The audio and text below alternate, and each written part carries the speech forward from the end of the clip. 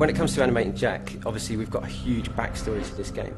We had to think, who is this guy? Where is he? Why would he do this? How would he do that?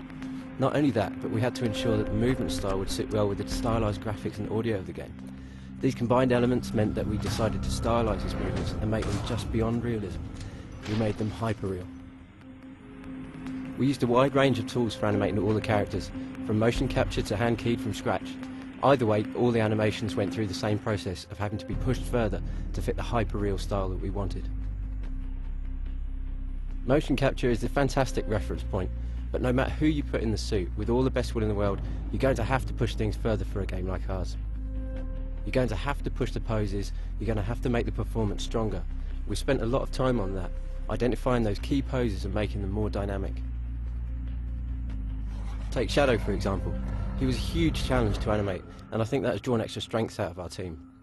There was talk originally of motion capturing him, which we could have done, but the early hand key test was so good that we decided not to. We studied a lot of reference for Shadow, particularly police dogs. What we noticed instantly with these dogs was that they totally threw themselves into what they've been told to do, completely selflessly and with no thought of their own safety.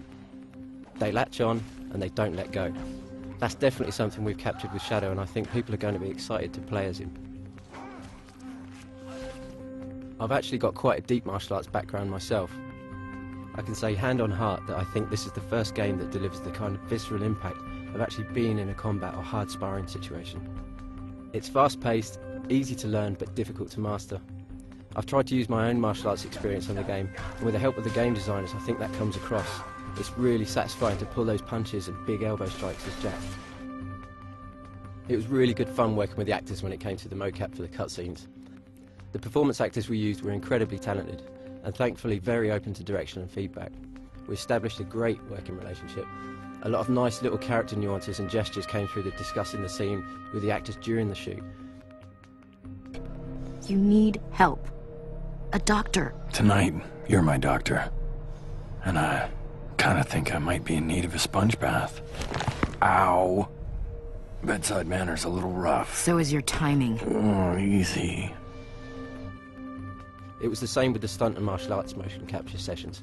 Given the extent of the martial arts training and physical size of these guys, it could have been quite intimidating. I have to say though, they were completely down to earth and just a great bunch of guys. Again, it meant that the shoot was free-flowing. Lots of ideas were being thrown in by the martial artists themselves. The more I directed them on the violence of the game, the more they got into it. The more over the top and exciting the takedowns became. They put everything they had into it. It was the same when I ended up performing some of the fight moves myself in the motion capture suit, although I think I went a little too far because I ended up with 3 broken ribs. We did literally put blood and sweat into this game, and hopefully that will show when players experience it for themselves.